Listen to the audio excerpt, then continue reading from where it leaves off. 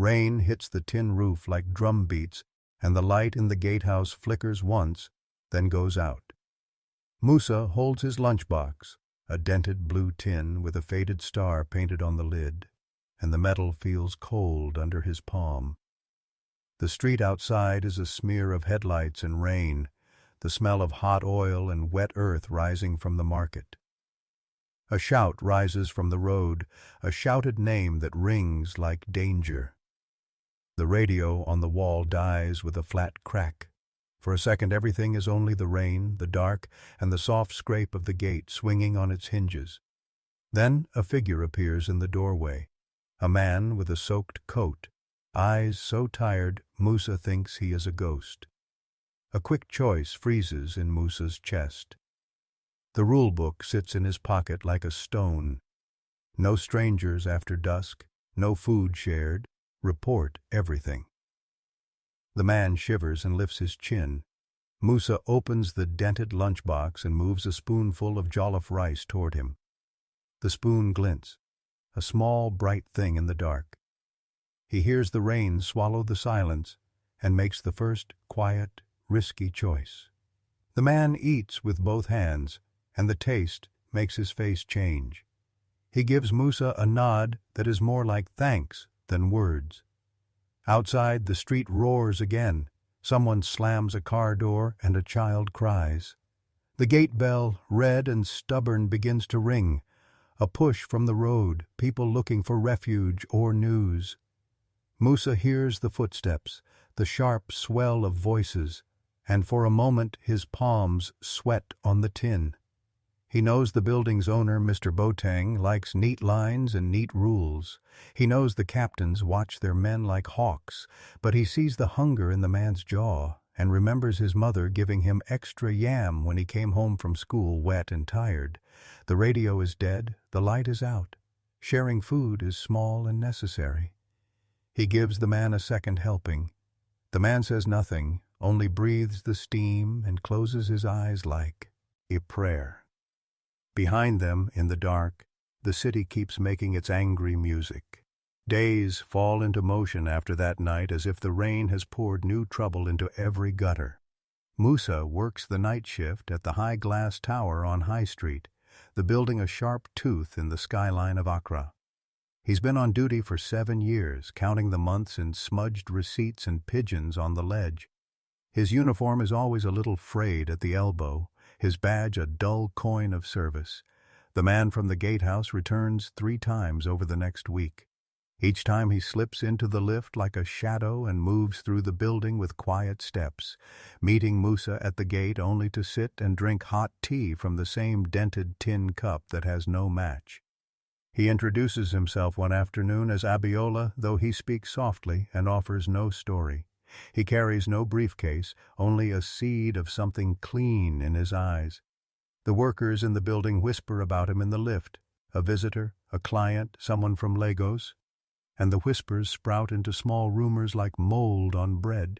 Obstacle 1 comes in the shape of Captain Kwaku, an old soldier with pressed creases and a heavy voice that drops like an anchor. He patrols the tower with a flashlight that chews through shadow. He does not like questions or the smell of rain. He walks to the gatehouse one evening and finds the dented tin on the shelf, the smell of rice faint as a prayer. His jaw tightens. "Did you give food to a visitor?" he asks, and the question is a folded knife. Musa remembers the rule book, the list of things that keep a building safe. The visitor's register must be filled, no strangers allowed after nightfall, no sharing food that can compromise security. He answers with the bare truth. Yes, Captain, he was cold. The captain's hands are knuckles of authority. He writes a note that will live in Musa's file and says nothing else. But the silence cuts into Musa more than the scolding. The dented tin seems to look back from the shelf like an accusation. Obstacle 2 is a thin, hungry theft that comes as a night when the city smells of burnt corn and the market lamps flicker. A young thief slips under the shadow of the tower and lifts a woman's purse from a bench.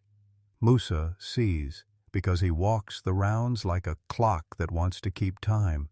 He runs after the boy, feeling his heart heavy, his breath a drum in his ears. The boy scrambles and trips and releases the purse under a flickering sodium lamp. Musa catches him by the wrist, and the boy looks so small and so scared that Musa's hands shake. He brings the boy to the gatehouse and gives him a bowl of rice before the police arrive, though the law says hand him over. The boy's cry is a sound that breaks through the glass of rules. Captain Kwaku watches and writes again. The dented tin sits between them during this scene like a witness, like a bowl of mercy on a table of iron. Obstacle 3 grows from a man named Counselor Mensah, a man with a smile like a closing door. He wants the land the tower sits on. He wants to build a mall and a row of glass houses. He wants the name of his enterprise on the slate. He meets with Mr. Boateng in an office that smells of citrus polish and old money. The counselor's voice is honey over steel. He says the city needs progress, and progress has a price. Boateng's hands shake when he writes his name on the dotted line. The papers move through a machine like vultures through wind. Notices go up. Redevelopment begins next month. Evacuation required. The market vendors below the tower knock on Musa's gate, their faces worn like broken coins. They tell him to stand with them, to let the gate be open, to not let the bulldozers in. Captain Kwaku reads the notice and points to the rule book. Musa feels the building's breath like a living thing caught in a net. He remembers the tin with its star, remembers the man who ate rice in the rain. He walks the top of the wall and looks at the shifting horizon like a man who sees a storm coming. The days slide into a push of feet and paper, and Abiola becomes more than a stranger. He moves through the building like a shadow that warms. He sits with the janitors and listens, sharing small coins of wisdom about markets and promise. He coughs once, the sound a dry leaf. One afternoon he hands Musa a business card that lifts the skin of Musa's hand like a strange sun. The card reads, Abiola Adesanya, with a thin line under the name and a city address from a city Musa only knows in news. The card is heavy with possibility and awkward with truth. Musa asks nothing. He learns only that Abiola is here for a week, meeting people and watching how the city breathes. The next week, Musa finds a small envelope tucked under the dented tin. Inside is a note that says simply, "Keep watching," and a photograph of the gatehouse with a green tick mark across the corner. It feels like both blessing and trap. The tension grows. The counselor pushes for the demolition permit, and the city office papers arrive like storms. Vendors paste their stall numbers on the poles and pray to the gods of small things. Captain Kwaku tightens his patrol schedule. "Orders," he says, and the gatehouse feels like a drum that will be hit whether it wants to be or not. Musa begins to fear the sound of his own heart. Abiola keeps returning, bringing small fruit, a warm smile, and books about cities that the janitor reads by a hand lamp. Once, Abiola tells a story about a man in Lagos who lost his house to a developer and then found it again by standing up and telling the truth on the radio. The story makes Musa hold his spoon very still. The man's words are small seeds. Midpoint twist. The tower's demolition becomes not just a plan, but a raid. One morning the bulldozers arrive at dawn like a flock of metal beasts. They make a sound that splits the air. Men come with papers and cages for the stalls, and the vendors cry out like birds. The counselor's men move with a weight of law that sounds final. Musa stands at the gate and refuses to let them pass. He presses his palm to the cool metal and thinks of the rice bowl in his hands at night, of the small kindness he gave a stranger in the rain. Captain Kwaku orders him to open the gate. He refuses. The men push forward anyway, and the first blow to the vendor stalls makes a plank snap like a rib. A woman named Abena, who has been selling millet cakes for 20 years under the tower, grabs a child and collapses as a nail slices into her foot. The crowd splits with a sound like tearing fabric. Musa feels the world tilt. He grabs the arm of a young worker and pulls him back, but the worker falls into the line of men, and they pat him down like a drum. The money men shout about permits and the law. The twist flares like lightning. Abiola, the quiet man who ate rice from a dented tin, steps from the crowd and lifts his voice like a bell. People who only saw Abiola as a visitor now see him as something else. He moves forward toward the counselor, and in his hand he holds a stack of papers that glitter in the dawn like truth. He places them on the hood of a car, and the camera phones in the crowd start to hum like insects. The papers are contracts, permits, and a neat small signature that reads Abiola Adesanya, but with a title that stops the air, Chairman, Adesanya Holdings. He stands there, soaked in rain and in light, and tells the crowd he has papers that cancel the demolition, that the land belongs to the market people, that the councilor signed false documents. For a breath the city moves like a thing that has found its lost voice. The men with bulldozers look small, like toys. The councilor's face cramps. He speaks, but his words fall like stones. The twist flips, meaning the man Musa shared rice with is not only wealthy, he was watching for hearts, not just numbers. He had been in town to learn which places were worth saving, and the dented tin, the small acts of kindness, had been his signpost. Obstacle 4. Hits like a thunderclap. The counselor is not a man who goes quietly. He knots together men with money and old law, and he brings a storm of lawyers who flood the market with paper and threat.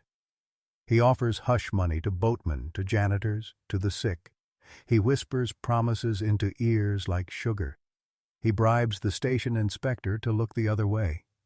He plants a story in a local paper that Abiola is a fraud, an actor in a play, and he pays for a reporter to print lies that color the air with doubt. The crowd wavers. The same phones that captured Abiola's reveal now carry rumors. Some people, hungry and frightened, side with the counselor for food and a promise of new stalls somewhere else.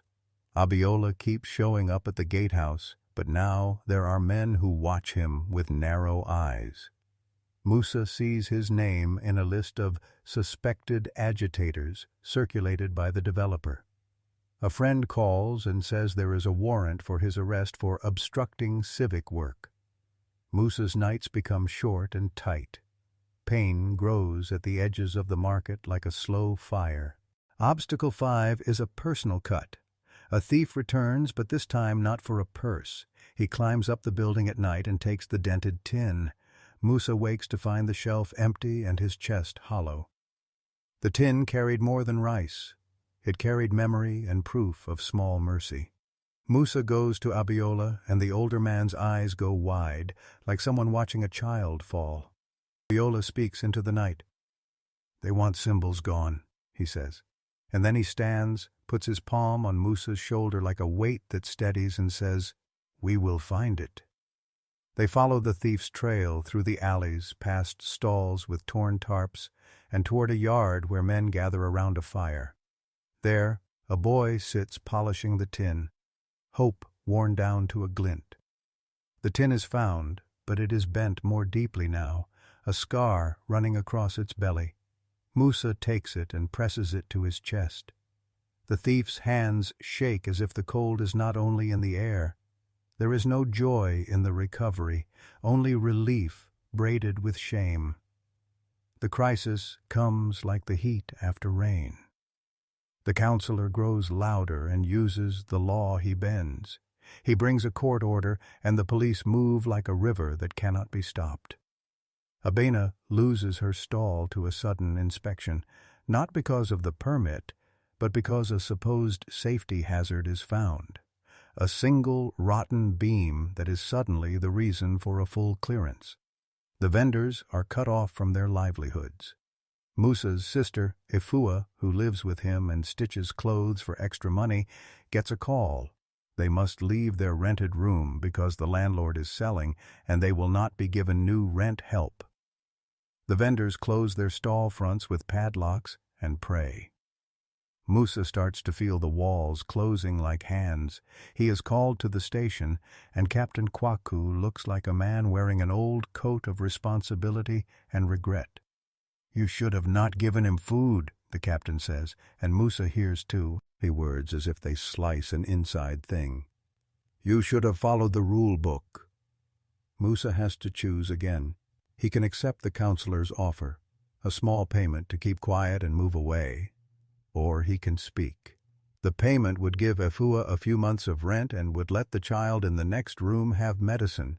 The speaking will bring anger from the counselor and perhaps jail time for him and his family. The choice tastes of metal.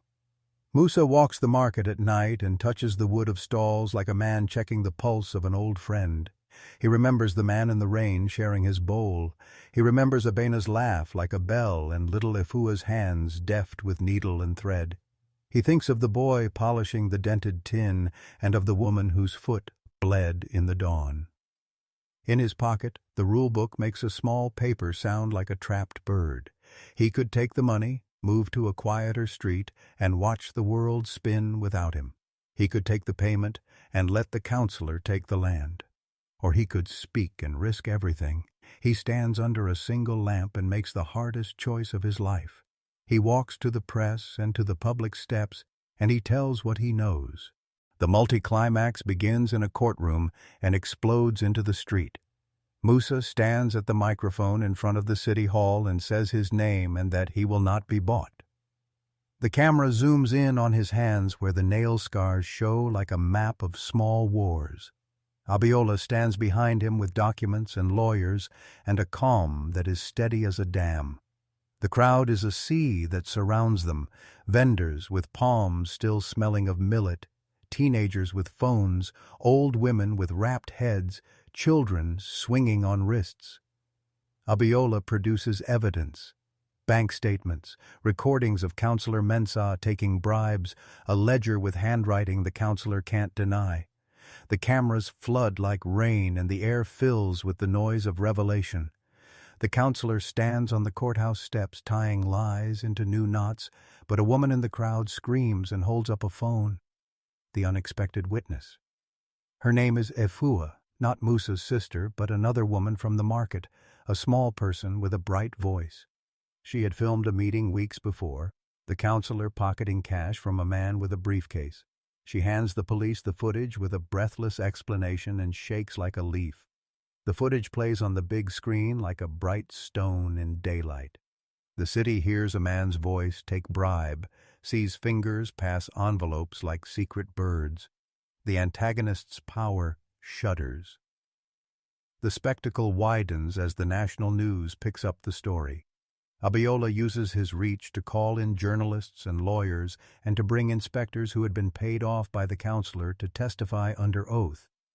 Men in suits try to argue about technicalities, but the crowd has become witness. The phones have become recorders, and the vendors have become historians. A line forms. People with ruined stalls and broken hearts file past the microphones and say their names and say what they lost. The counselor's supporters look stricken. Mr. Boateng, the tower owner, steps forward with a voice that forgets its script and says, "I signed because I did not know," and his face is a mask of shame. The police take statements. The sound of cuffs closing is a crack that echoes through the street. Counselor Mensah is led away from the public steps, his suit no longer a shield, but a costume falling apart. He glares at Abiola and at Musa as if to kill them with a stare, but the crowd's shout drowns him. The man who wanted the land watches his plans crumble like dry clay. Yet the climax has another layer, an unexpected witness in the form of a young boy who had been sweeping the gatehouse finds a voice in court. He remembers the night a man gave him mango and told him to stay in school. His name is Kabi, and his testimony is simple and human. He says he saw the businessman give envelopes. He says he heard the counselor call him a clever man, and the court takes it down. Small things recorded and plain, stitched together to make a net that cannot be broken by money. In front of the courthouse, the people raise their phones like lanterns. Abiola steps forward and takes Musa's hand, holds it up, and in the crowd there is applause that sounds like rain. The developer's men step back as if a wind has turned on them. It is spectacle, shining papers and flashing lights and a sound like hope. The councillor is stripped of power not only in a courtroom, but in a moral way. His allies leave him as his name smells of corruption. The city council votes to put a hold on the redevelopment and launches an inquiry. Mr. Boateng agrees to meetings to repair fences rather than tear down stalls. The vendors are given temporary protection and a deadline for fair negotiation. Abiola's company pledges to fund a community trust to buy the land and ensure that markets and small businesses have a place in the city plan. The dented tin is returned to Musa, now a little smoother from polishing, held out by a young lawyer with a Sunday smile. Musa touches it as if it were a relic. He feels an old memory stitch itself back into order. The crowd disperses that day like a tide going out, leaving traces of shell and seaweed behind. But victory tastes complicated. Abena's foot heals slowly. The landlord does sell the room Ifua lived in, and they move to a smaller place. And Captain Kwaku retires with a stiff back and a quiet that says he still believes in order. Musa's choice cost him time off work and trouble with the law for the brief days he stood against the men with bulldozers. He sleeps too little and eats too little for a while. The dented tin does not fill his belly with cash, yet something else grows. The market begins to bind itself into a cooperative, and they elect a woman named Ama to speak for them at council meetings. Abiola helps them form papers and buy legal guardrails. Mr. Boateng agrees to a plan that includes affordable stalls and training for young sellers. The tower, once a threat, becomes part of a bridge between polished offices and the market below. 6 months pass, and the city changes like a tree stretching into summer.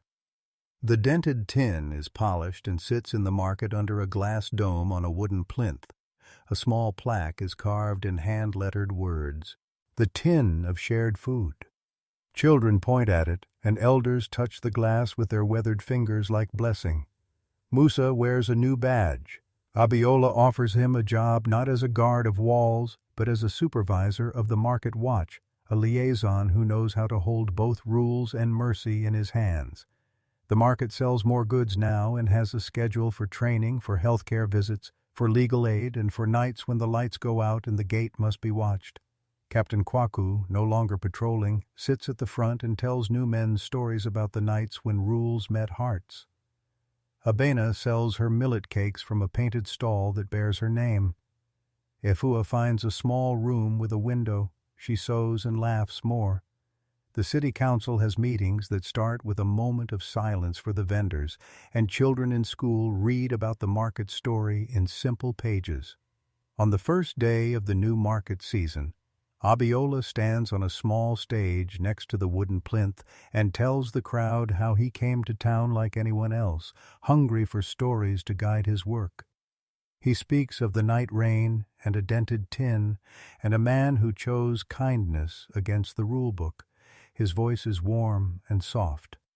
"There is no business without people," he says. The cameras are there, but his speech is not for them. It is for the ones whose hands make bread, who mend nets, who set out goods at dawn. Musa stands in the crowd and hears the story told again, like an old drumbeat made new. He touches the dented tin through the glass and feels the outline of star on the lid, the star faint but honest.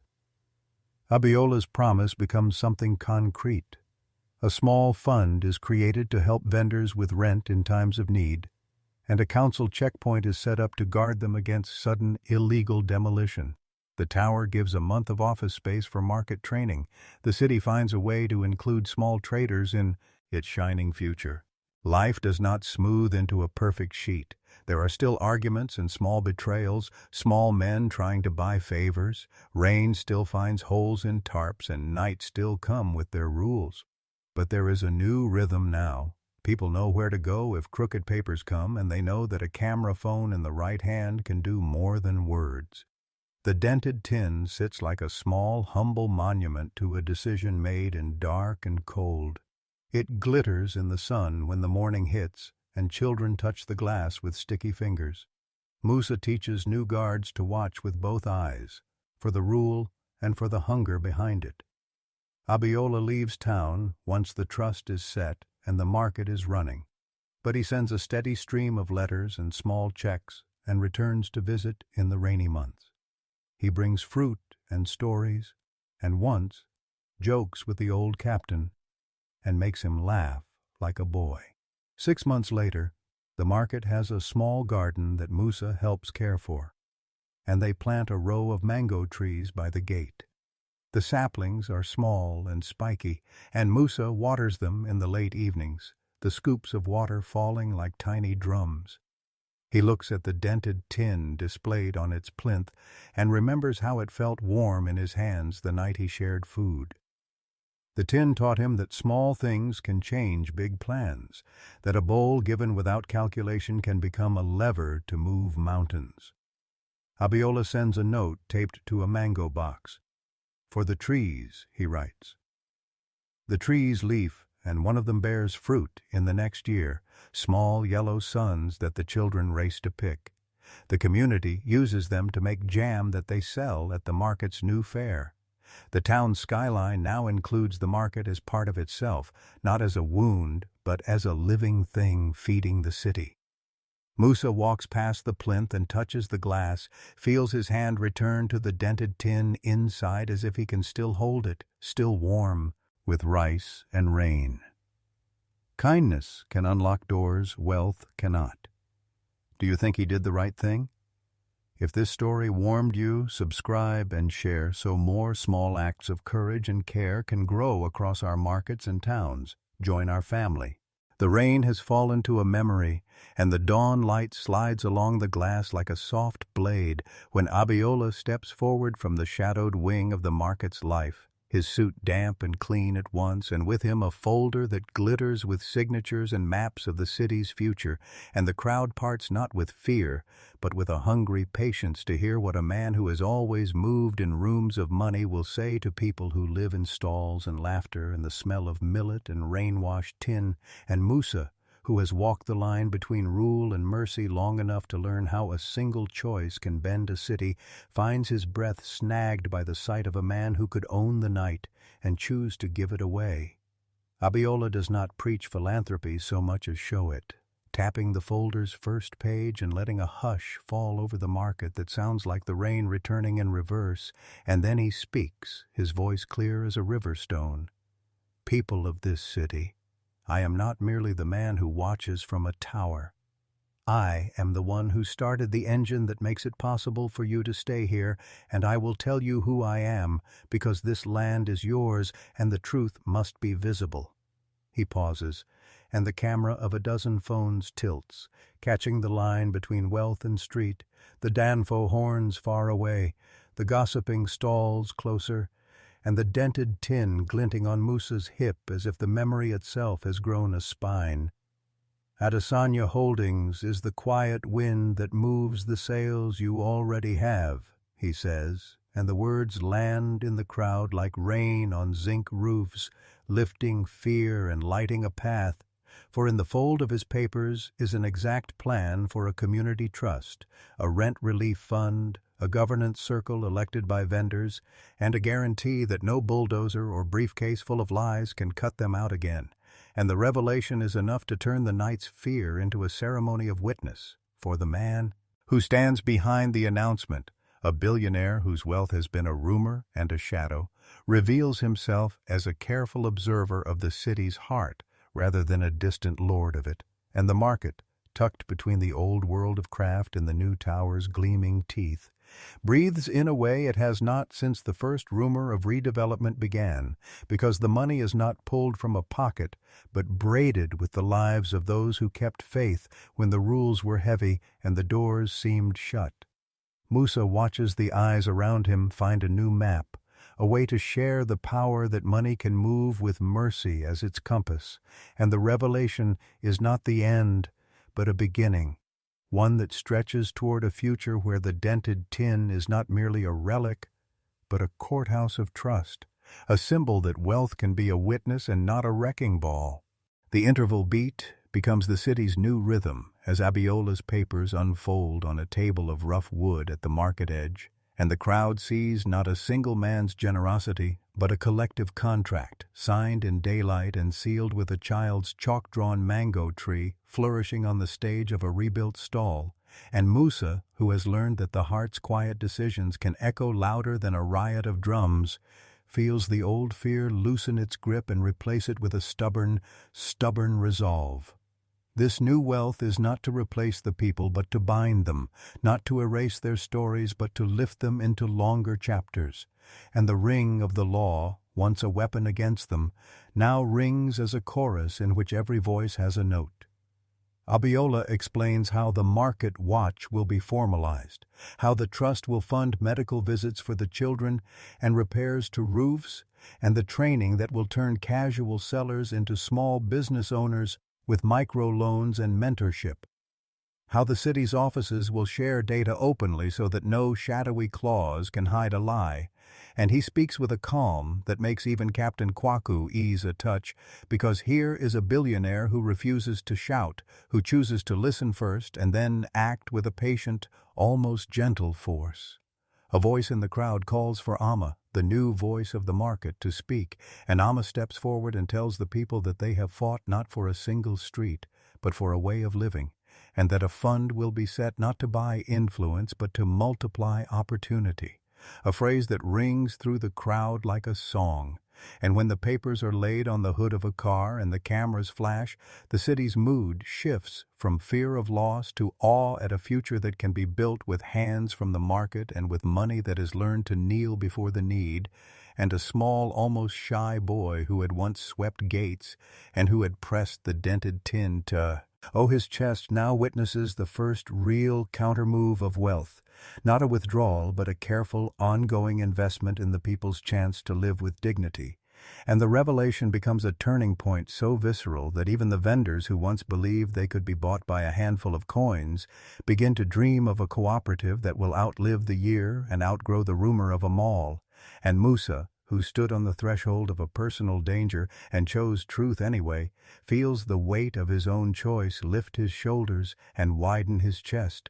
For the new dawn is not perfect, and the road will still have cracked tar and stray police whistles. But the path toward justice now bears a name: Adesanya Holdings.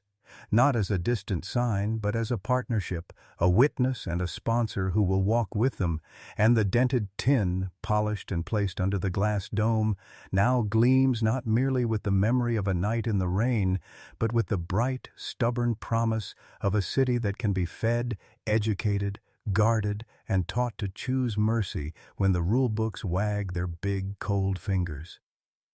And yet even as the crowd erupts in a chorus of relieved voices, a careful edge remains in the air, for the tabloids ripple with whispers of a rival investor who has lips like velvet and a plan that looks pure from the outside, a plan to build a new Dawn Mall that might draw the lifeblood away from the market if the trust cannot hold.